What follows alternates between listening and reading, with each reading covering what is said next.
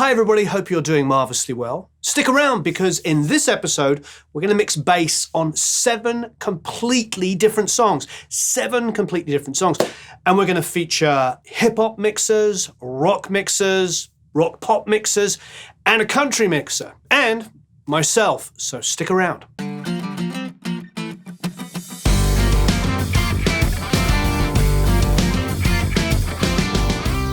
So the first one we're going to start with is me mixing a song using only Slate plugins, for those of you that love Slate plugins. And it's a song called Bullet by Little Empire. And we're going to look at how I shaped the bass tone on this song. So let's do some bass. On this song, there is a DI and a mic. Now, if any of you have ever followed what I do, I usually take the cleanest sound, which is invariably the DI, and use that for the low end. And then I use the amp for mid-range and above for personality. 99% of the time what I do, but let's give it a listen. So I'm going to solo the DI.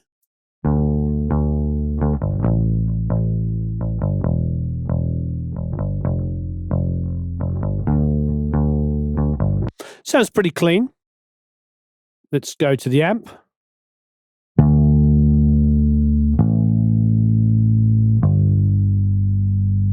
Good low end on the amp. Compressions with that slower attack time, it gets initial pat, pat, pat, pat. Let's go to the DI and let's just grab an EQ. So I'm grabbing the infinite EQ here. And you see what I'm doing? I'm using it to low pass, meaning the low end is going through low pass. Another way of describing it, which is a lot easier for some people, is high cut. So I'm high cutting or low passing. Let's go to a busier part in the song.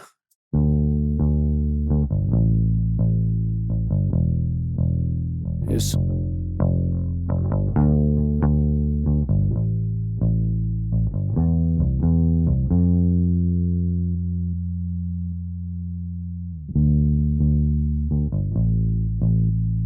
wow, it's very aggressive.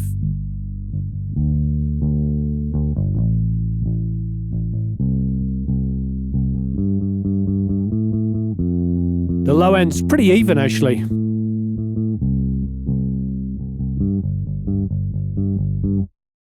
Okay, now I'm going to take the amp and I'm actually going to copy this EQ down. So I've copied it down. And I'm actually going to do, now I'm going to do the reverse. So turn this off. Or what I can do is reverse it. There you go.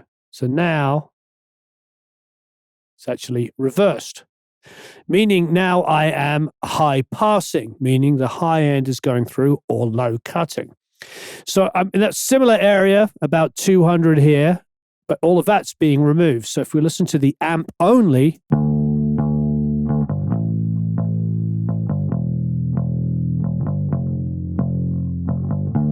put the two together.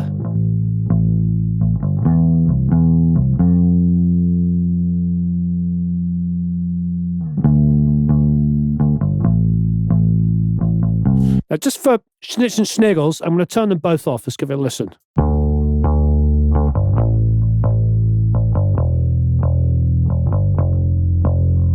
Put them both on. Let's bring up the DI. So rebalancing it. So now the DI is louder and I brought down the mic.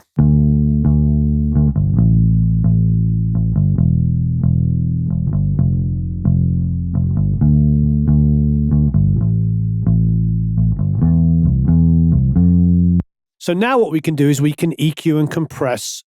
And one of the things I'm going to do is I'm going to grab the same EQ, which to be honest, we could just drag and drop from there. And the first thing I'm going to do is get, let's say about 50 or 60 where the kick drum fundamental low end is living, around about here, and high pass that. So low cut it. We can maybe make it a bit more gentle. the slope.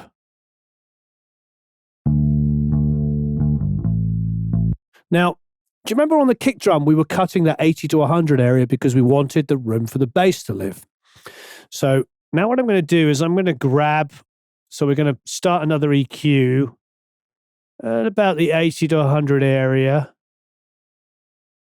And we'll do like a little boost there.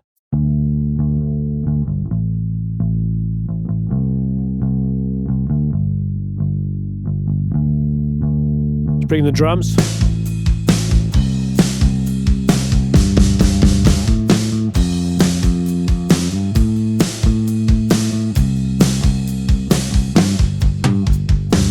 For me, 750 is a great area for bass guitar. So let's go in there.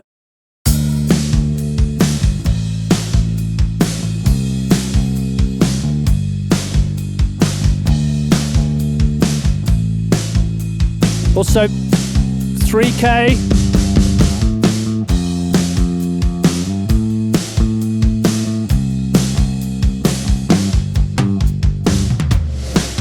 Really want to hear that reverb on the toms. You hear what I'm saying there? It's so super dry. So there's not a lot happening there on the bass guitar. So let's get the amp, solo that, because on the group there's not much going on there. So let's actually bring it up on the amp side.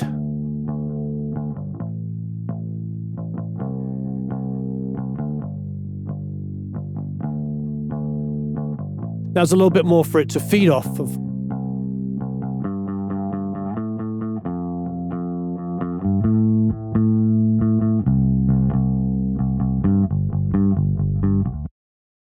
Now it's a bit more exciting to me. Got a bit of the grit coming in. Now, you don't need anything really that super high, so we can swap that for a low pass. About 7K and above, we don't need anything. We don't need that anything above that on the bass. But that little extra bite that we just added,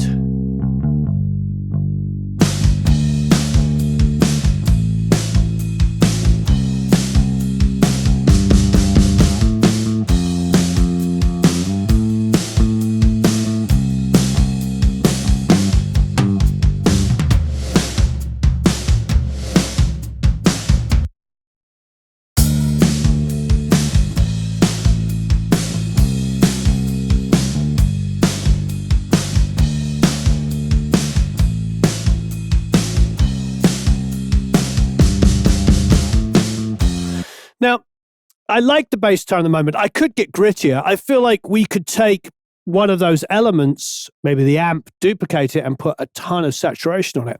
So again, that's something I might do. I'm being mindful. At the moment, I've got like a good, round, solid bass tone. And I like it. But depending on what the guitars do and the keys as they're brought in, I might want to brighten it. I might want to make it a little bit grittier, put some distortion on there so something can be grabbed hold of. Because at the moment, there's not a lot. When you saw me boost quite dramatically on the high end of the amp, there's not a lot going on there. So I might distort that. Again, I'm putting this in the memory banks because I'm still yet to add some other things to it. Next up, we have Willie Green, whose credits include Wiz Khalifa, Donnie McClurkin, and The Roots. Willie Green breaks down distorting his bass and how he mixes his 808s. He explains why he distorts his bass, getting his low end to translate through any speaker, something that we have to think about all the time. How can it translate not just through a huge 18-inch sub, but through any kind of speaker? Let's look at the bottom. So we're feeling good about vocals. We're feeling great about the drums. But what does that bass do? What's going on with the bass, right?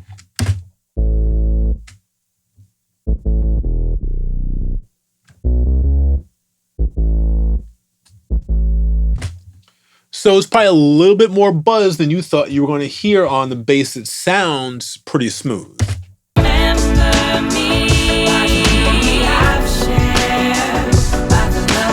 All right. So how will we have this distorted bass? Well, we'll start on there. I've got going to the console 1. On the bass, I love that sound of the Summit gear. So just like on the vocal, that TLA 100. That's also an excellent compressor for bass. It's a very full sound. So I just went with the Summit audio channel. Console 1 lets you choose different channel strips, obviously. So either SSL on some things, the Neve on the vocals, but I had to go to the Summit for the bass.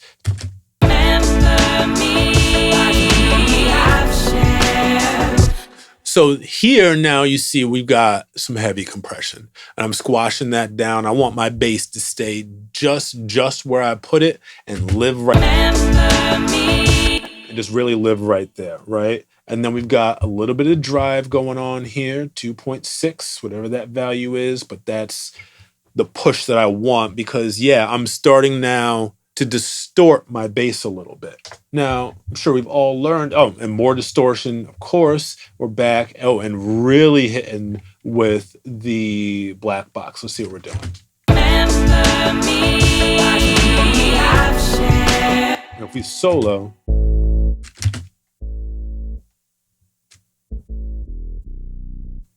so of course, there's a lot where a lot of our volume is because we're driving that.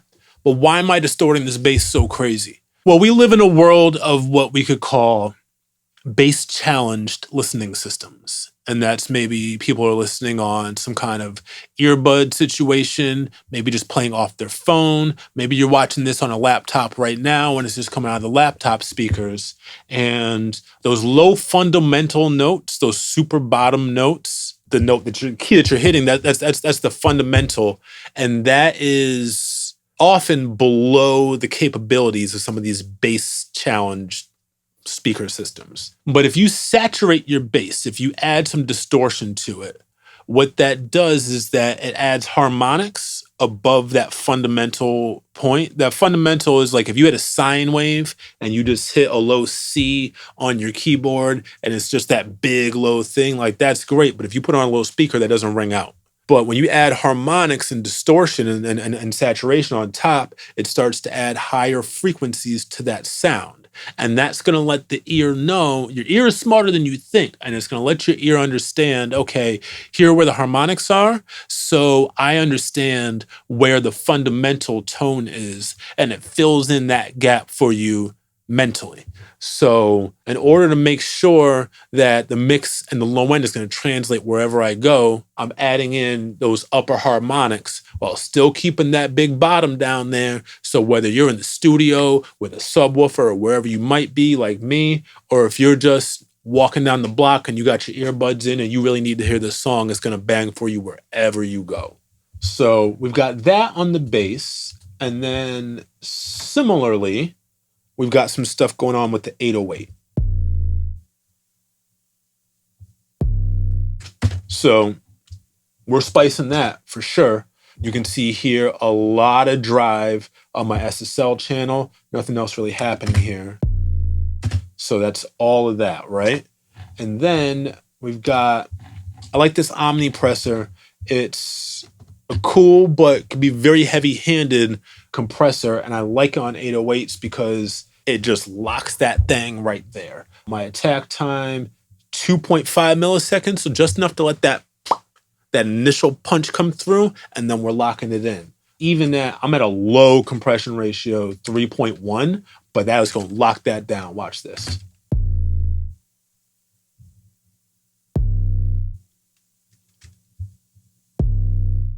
Right, so that's just gonna tuck it right there. I want them to hit, but I don't want them to overbloom and take over the entire situation. But these are now going to a bus. And that bus has things happening here. So a lot more distortion, or maybe not a lot. Let's see how much distortion this is doing.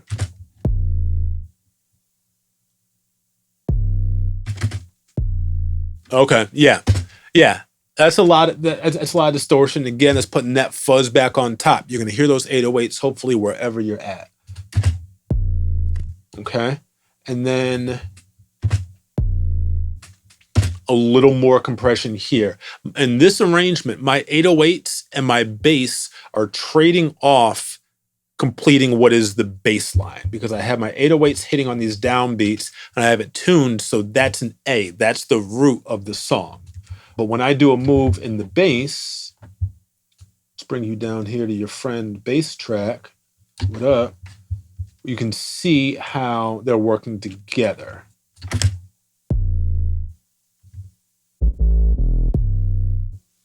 Right? So my 808s are in tune. It's very important that your 808s are in tune and that your bass sounds are in tune. It's not enough to just have low end. If your low end is not in tune with your record, it's just a murky mess. So my 808s, and we saw when I did the composition, made sure that they're properly in tune. Made sure that I'm not just hitting bass notes, but I'm playing the changes of the song. There's chord changes, and you got to follow them because your low end will knock more if it's clear and it's in tune. It's going to sit right instead of giving you some C6, something's wrong down in the bottom feeling. Next up, we have Static X, mixed by the rather wonderful, my good friend, Mr. Ulrich Wild. Ulrich's credits are amazing. They include Pantera, of course, Static X, The Deftones, Seether, Breaking Benjamin, and Alice in Chains. In this video, Ulrich breaks down the plugins used on his bass track, how he forms the bass sound to fit the song as opposed to this is how the bass should sound like. He shapes the sound for the song. He takes 5 different bass sounds and finds the one that fits best. So it's a good lesson in being able to choose what is the best thing for the song. Often you get sent multi-tracks that are just ridiculous. Too many inputs, too many recordings of a source. And this is a great example of how to single out what you need. But now it's time for bass. As you can see, I kind of went nuts here. Looking for the perfect bass sound. All these are the same one bass track and ended up settling for this guy. This is what the bass sound is without any plugins.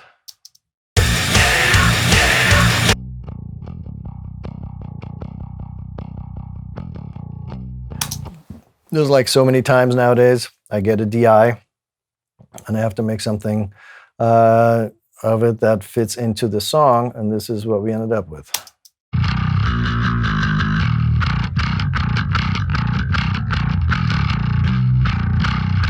But to reiterate that mixing is a journey for me. It's like I'm circling, my prey, and I'm closing in on it, as opposed to, just like this is what a kick is supposed to sound like, and then that's it.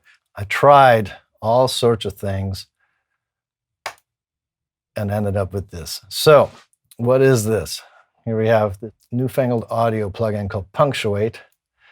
We have the Dark Glass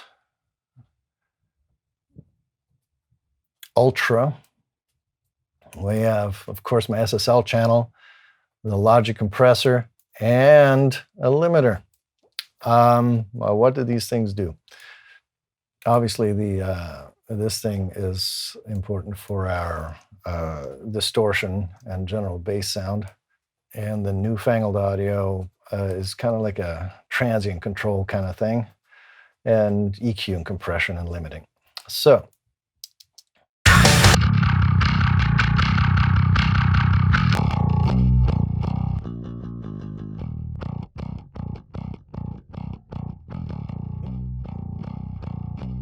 like I use this a lot to just control transients, and it's one of my new favorite plugins. It's really easy to use just out of the box. Like you open it up and you pretty much see this, and I pretty much just kind of leave it at that. I mess with these sliders, and I have to admit I haven't really looked at any documentation, but I seem to be getting results that I want by changing the transient emphasis and the transient length. These, to a lesser extent, these are a few bands that gives you, I don't know, you count the number of bands here. Each one of them controls the transient on that frequency. It's kind of like a graphic transient controller. That's what we're doing with this. We're just reeling in his attacks.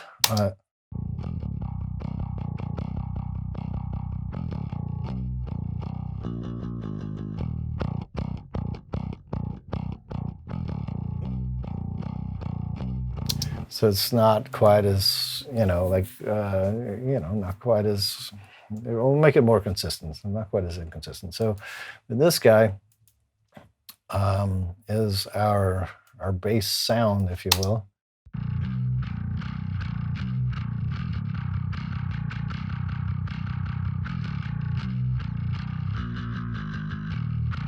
It's kind of a new trend to have this blend going on between the DI and the more processed sound. Ended up just adding some lows, cutting some low mids, adding some treble.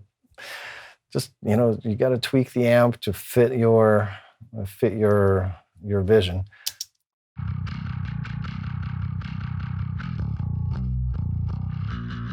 We have the DI in there. We're basically using all plug-in as opposed to a DI. And then, of course, we want to EQ it just to even out some of the weak spots in the sound.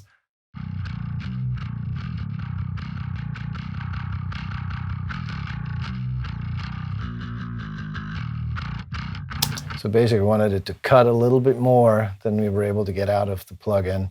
Not a lot. And did a little bit of compression and gated it just to clean things up a bit more. Why only use one compressor when you can use two?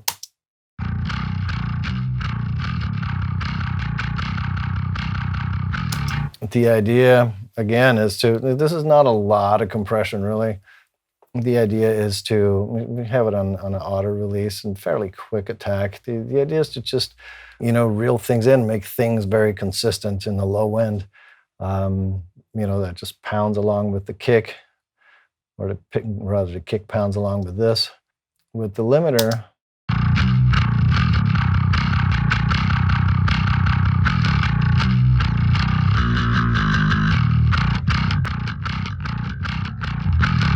it just shaves off the last few bits of attackiness that comes through.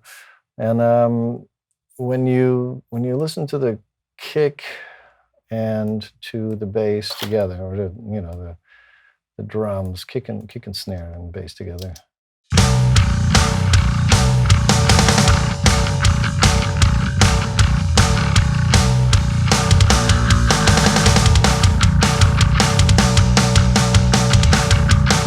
We can hear all the notes come through. The attacks don't step on one another in a bad way. You can hear everything you need to hear on both of those things. The low end of the kick and the low end of the bass have to work together. Just the way the cymbals and the way the crunch of the guitars and the sibilance of the vocals have to work together up in the upper thing. I'll dig into that a little bit more later on. These are two things, these two plugins here in the stereo bus that we'll talk about in a minute, about how to listen for some stuff. So there is the bass sound that I ended up with. How did I get here? Well, I tried a bunch of stuff and abandoned them eventually. I had one track that ended up sounding like this.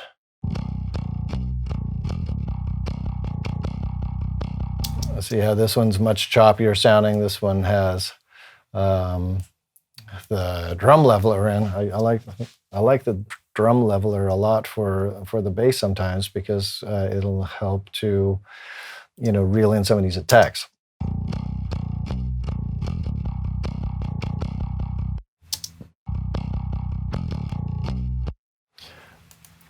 Still sounds kind of DI-ish. Did some EQing, to suck out some murk, add some high end. Ended up not. Same thing with the compressor. It's probably the same setting, very similar setting. Didn't do it for me in the mix.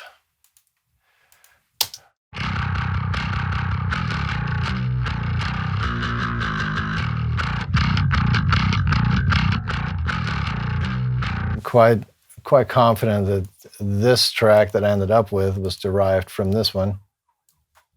just judging by what the dark glass plugin does to this one. But it's not as elaborate. It's just a dark glass and compression and EQ compression.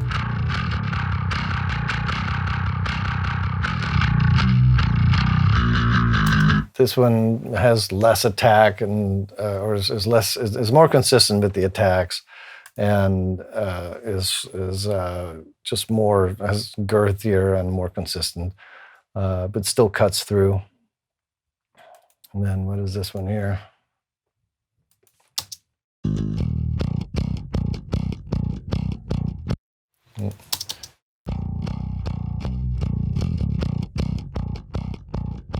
A thicker version of that one.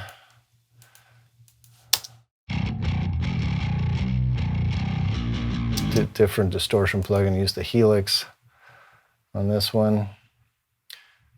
More guitar-ish sounding in some ways.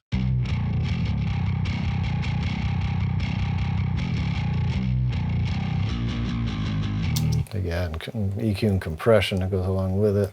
And this one for fun.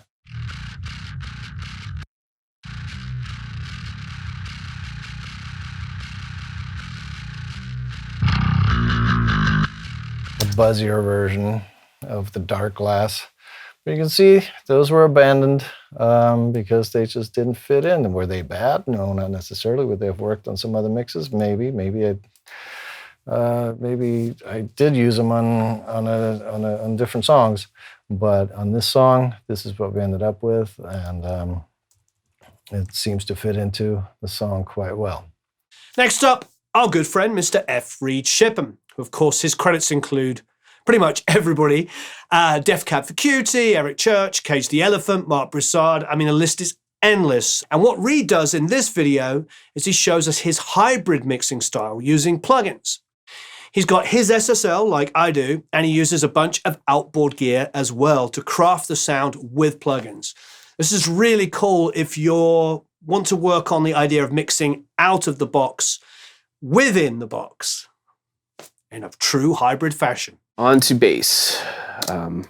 Craig's such an amazing bass player. So we do all kinds of fun stuff with bass. This is what bass would sound like with nothing on it. Obviously, I'm doing a lot of stuff. And he's got great tone, but we're having fun with this. So here's what's on this bass thing. Little Sans amp. This is actually the SSL. It actually goes through 2 channels.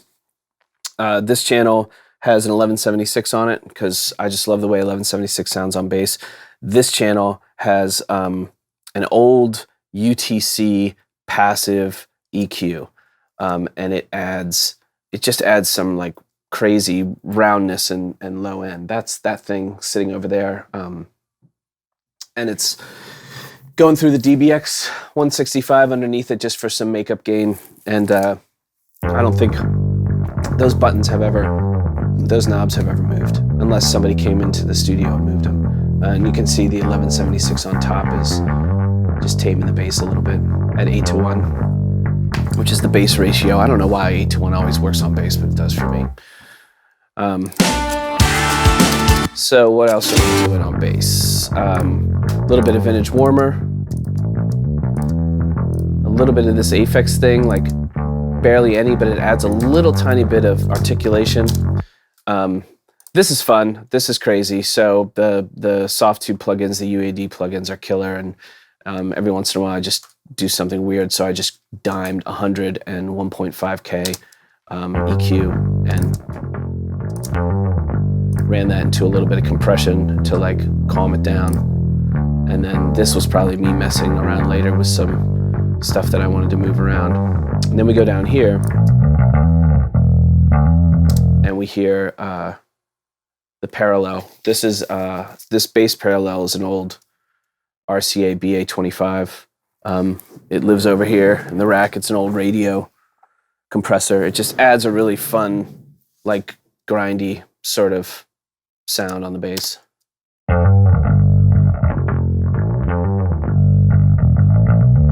And then I will variously send it to some other things, like a little bit of micro shift sometimes to spread it a little bit, and a little bit of Saturn distortion to add a little more character to it.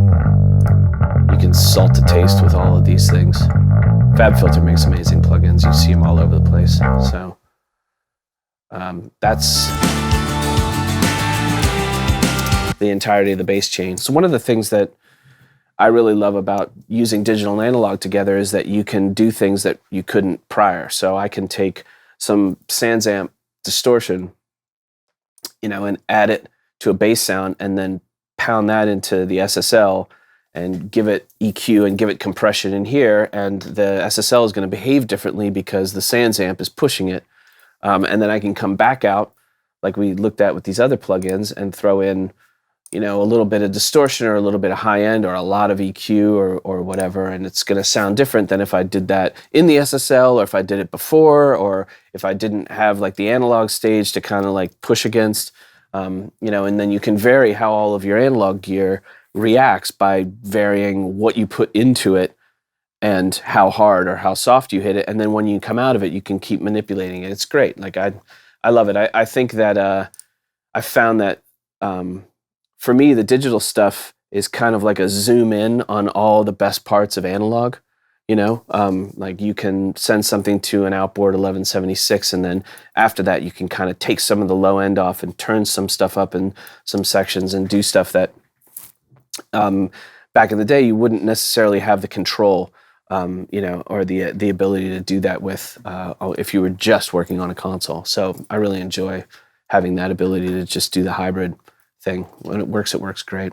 I also love parallel compression, so that's why we're using the parallel on the bass. The parallel on the bass is on an insert in Pro Tools right now, just for convenience, because what I do is once I get the mix to where I like it, we do what we call rendering. So a lot of this outboard gear gets printed back into Pro Tools, so that when I get to the end of the project and the artist wants to go through 10 songs in one day, that I just need to open a Pro Tools session. The parallels still run in the room, but almost everything else is printed. And that way, if somebody, if something decides to break, I've got the sound captured. And looking at this, bass usually goes through the SSL, but for whatever reason on this song, I was skipping the SSL, going through the Dangerous, probably because I just like the way the bass sounded, not going through the SSL. There's no rules. It has to be said that Nick Launay's credits are insane. Kate Bush, Talking Heads, Yeah Yeah Yeahs, Arcade Fire, the list is endless. In this little snippet, Nick breaks down the bass sound he got on the track Thursday, using a bass DI, a direct mic on the amp, and a distant mic in the room. So it's quite an unusual collection of inputs. Two normal ones, I should say, but a room mic as well. So check this out. The intro of this song, the bass sounds like this.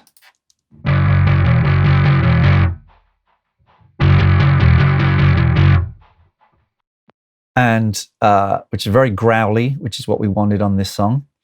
You'll see we've got the DI. This is without an amp. This is just the DI.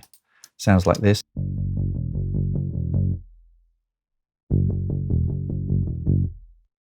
Very simple. Then there's one of the microphones on the SVT amp. Sounded like this.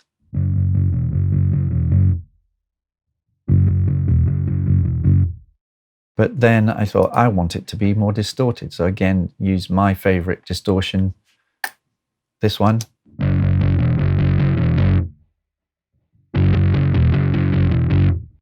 And then I wanted to get in there and adjust the frequencies to make it the tone that I was looking for, which is very drastic, you can see.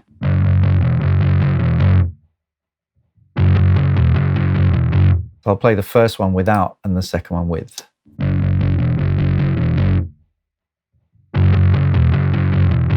So it's the same sound, but just a little bit more tuned in. So that's that microphone. Then we had a distant microphone. It just sounds a bit like a microphone left in the room by accident. But when you add this distortion and this EQ sounds like this. Very different.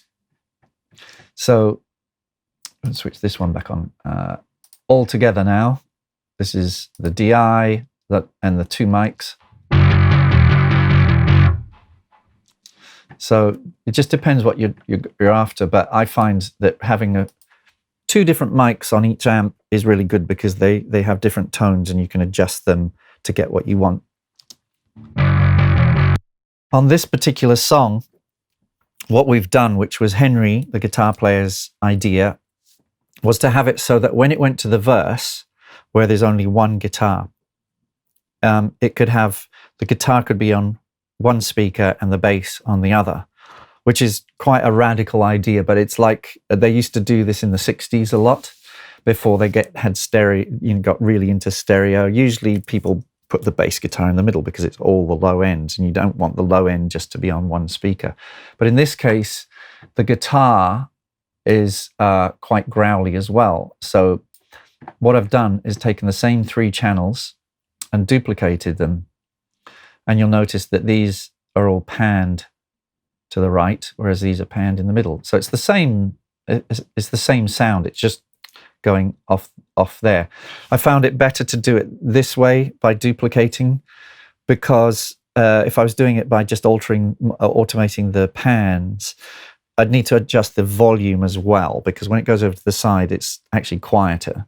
So by splitting it up, I can just keep my main bass in the middle where I want it, at the volume I want it, and I can adjust this one, the duplicate, for the verses. So this is the verse part, just to...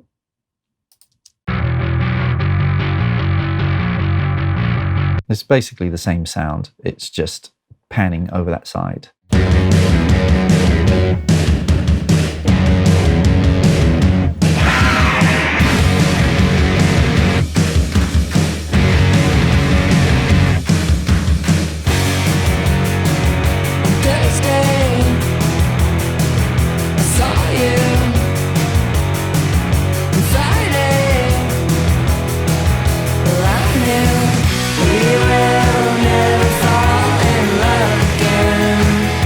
So next up, we have a pop hip-hop song with Ariel Chobaz. Ariel's credits include Nicki Minaj, DJ Khaled, Nelly, Lil Wayne, Drake, and Rihanna. Ariel focuses on separating low frequencies on 2 different bass tracks that are overlapping and, of course, muddy each other up.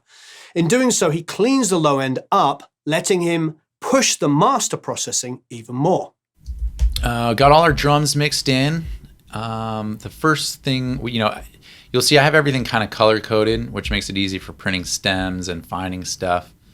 It looks like we've got 3 things that I've labeled here as bass. So we got bass, bass 2, and it looks like this little sub bass fill. So let's just take a look at what's happening here.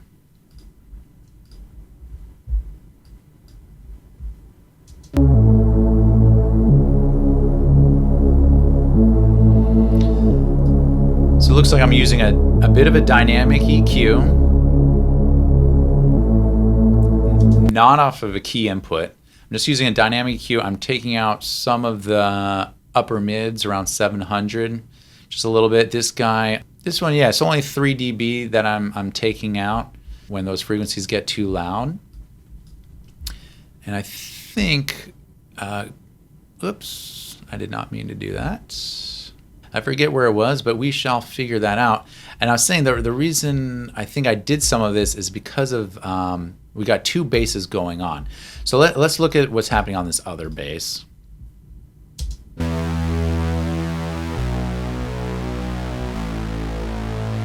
I'm boosting a tiny bit at 133 hertz, but they are playing together at the same time.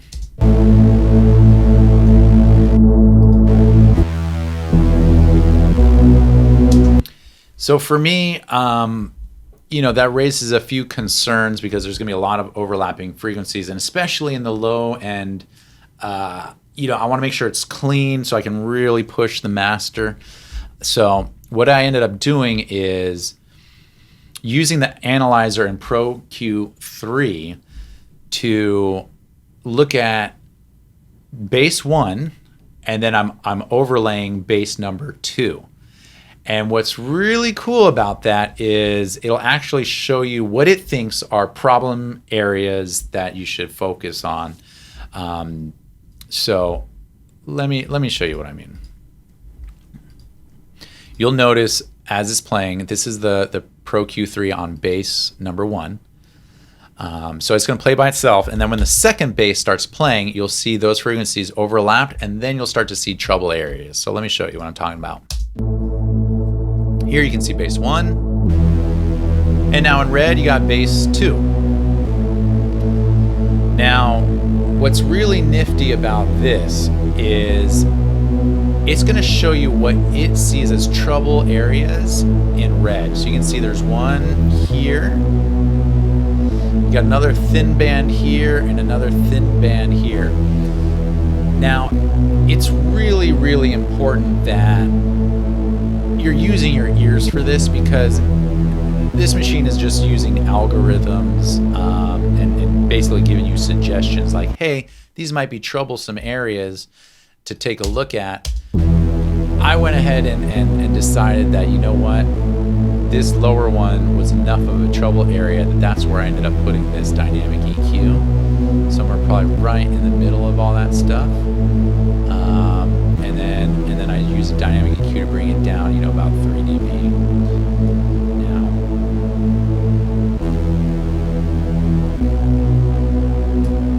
Now, if I zero this out, we can kind of exaggerate it to see what it's hearing as the problems, right? So if I boost this frequency, which is somewhere around 60,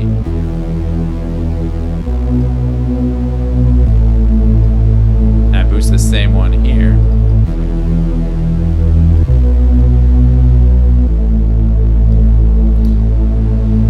it doesn't necessarily sound out of phase, but those frequencies adding up are really gonna squash the master bus, because there's gonna be so much energy in that area.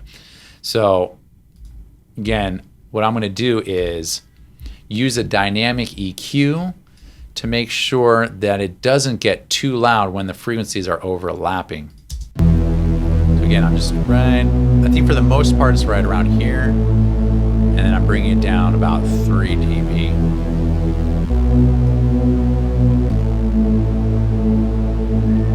That ensures it never gets too loud and it doesn't overload the stereo bus. So to hear it all together now.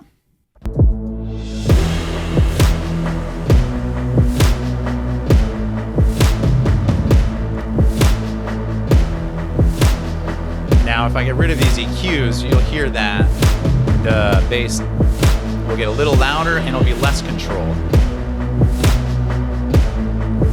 All of a sudden, now it sounds a little muddy.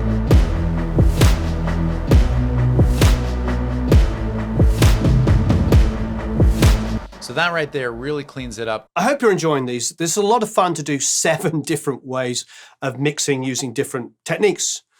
Mixing in the box, mixing in a console, mixing hybrid, you name it. In this last one, it's me again, mixing a pop rock track using Waves plugins. So stay tuned. Of course, leave any comments and questions below. Enjoy the last video of these 7 videos on mixing bass. So here's a DI. And remember, this is the demo. This is me playing, so it's probably pretty bratty and distorted and not too clean.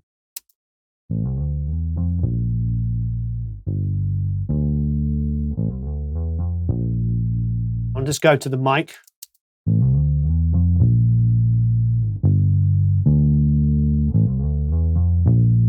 Just farting out a little bit.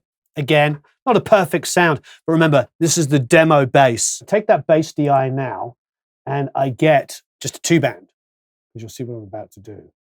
Actually, I'll go 4, because there's a reason for it. So what I'm going to do here is I'm going to come down to about,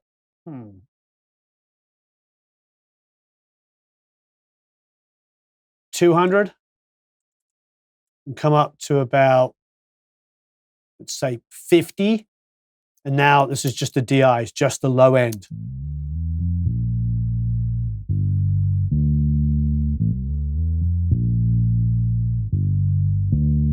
Now, I use the DI because the DI typically is the cleanest recording. It's less likely to have that distortion of a speaker, or if you're using a tube amp, distortion of the tube amp, the valve amp. So that I can do from the mic.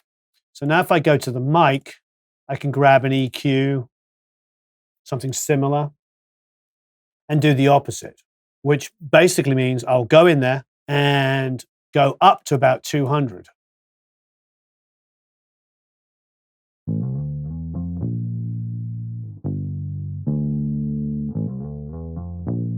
Now put the DI in.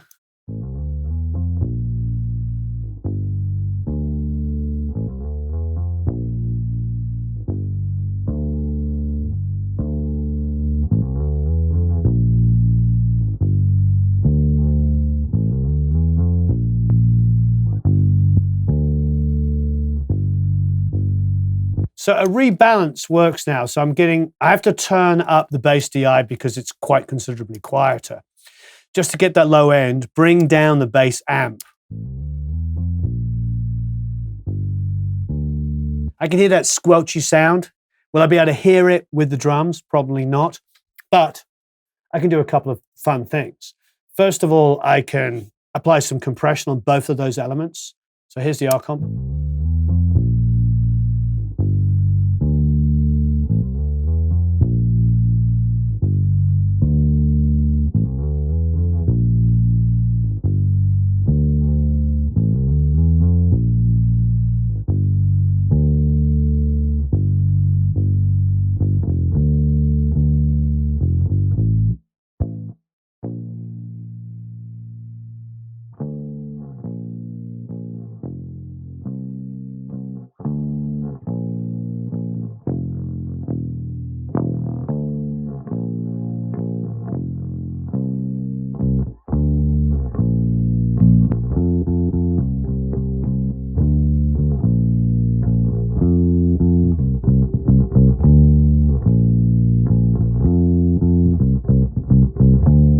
Okay, now what I'm going to do is I'm going to take that bass mic and duplicate everything about it. So I've duplicated the EQ and the compression I applied to it. And let's just go and have some fun. I'm going to grab the MDX Tube Screamer.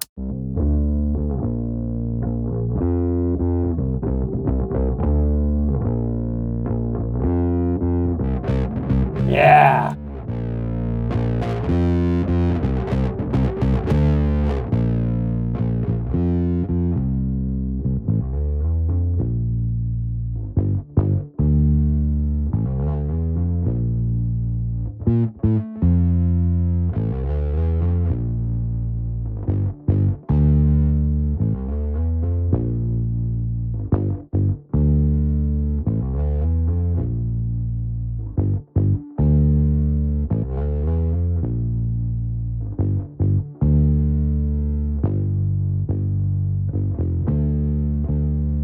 Now, I like that distortion a lot, so I'm just going to listen to that on its own.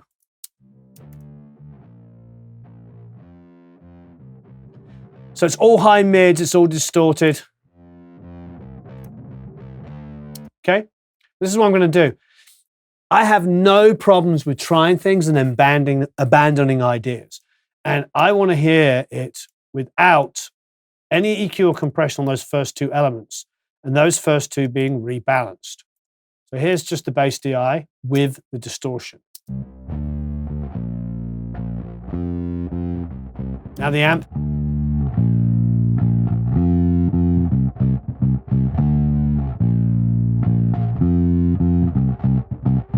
Let's go back to what we did.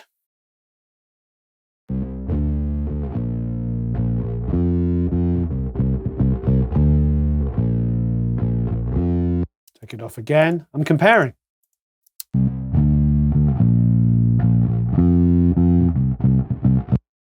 See what it's like on this. So what I'm enjoying is the DI for just the low end, but leaving in the low end on the mic. Once we moved that DI and got the phase better, it seems like now combined, they sound really good together. It's a better bass sound. So that's not what I typically do, but hey, that's what it's all about. It's all about like finding what works.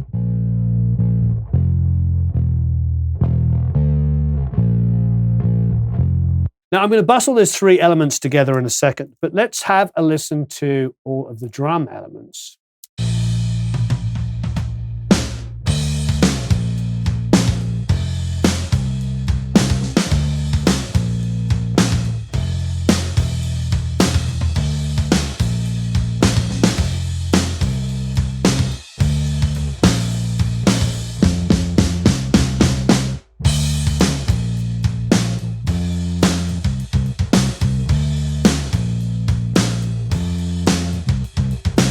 So I like it. I like the grit. I want to hear more mid-range kind of nosiness.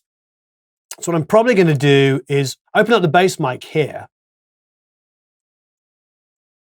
You don't need that low lows on it. That's fine. But search around sort of like, let's go to like 700.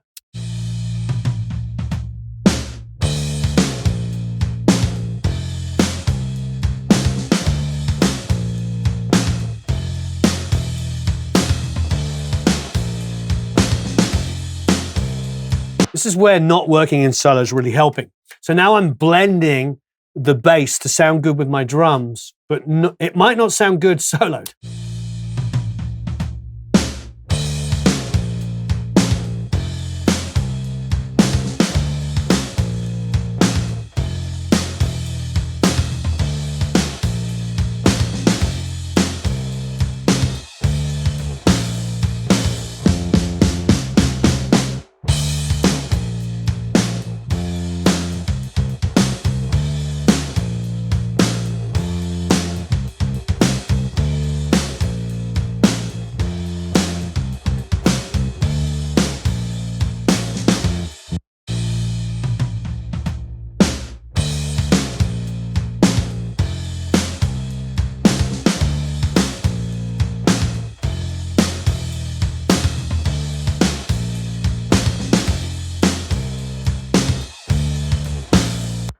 Listen to the bass on its own.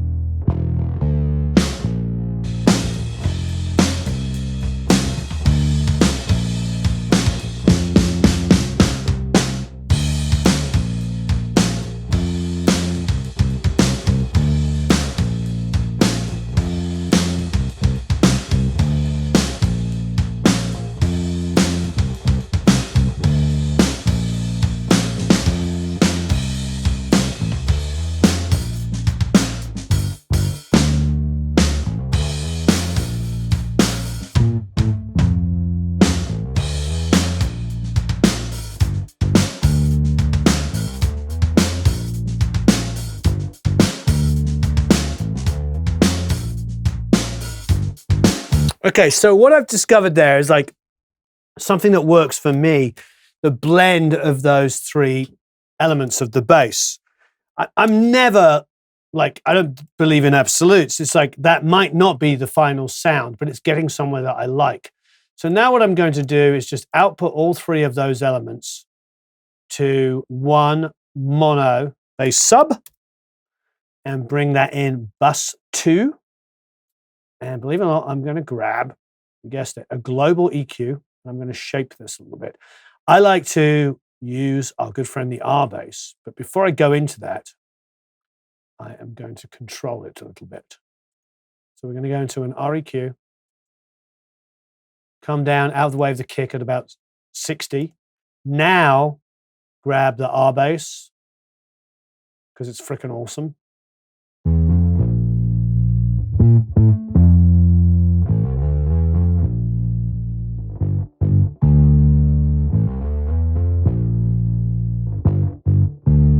See, I'm playing the fingers. I wish I'd played it with a pick. I really do.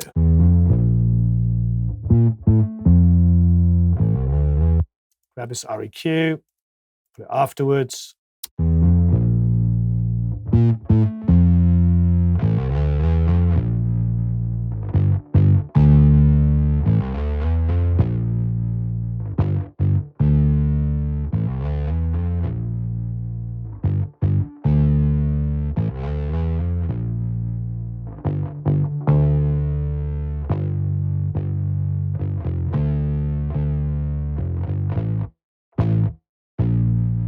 Okay, doing some reblending there again, just to suit, but that's where the magic comes in. You guessed it, the MV2. I would probably retrack this with a pick, knowing that what I want, but we're doing everything we can to get that sort of aggression back. Low level on this is a godsend.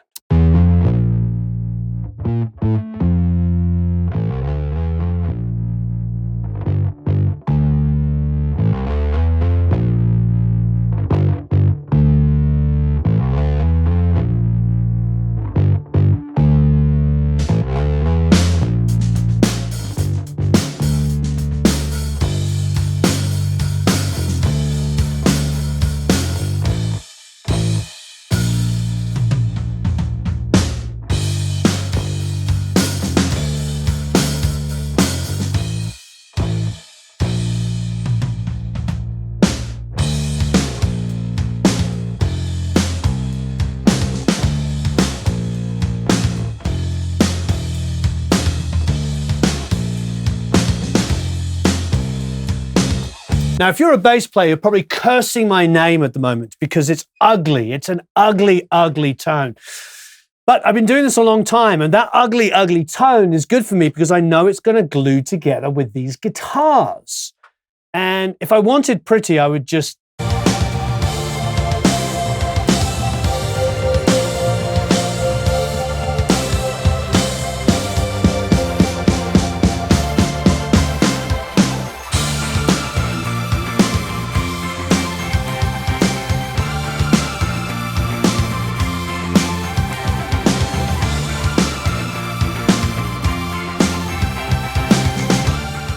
I hope you enjoyed all of those. There are links to all these videos if you want to purchase full-length versions of them. If not, no problem. I hope you enjoy this. It's great really being able to showcase such a diverse group of incredible people. Thanks ever so much for watching. Please leave any comments and questions below. So long, farewell, auf Wiedersehen, au revoir, adios, tschüss, goodbye.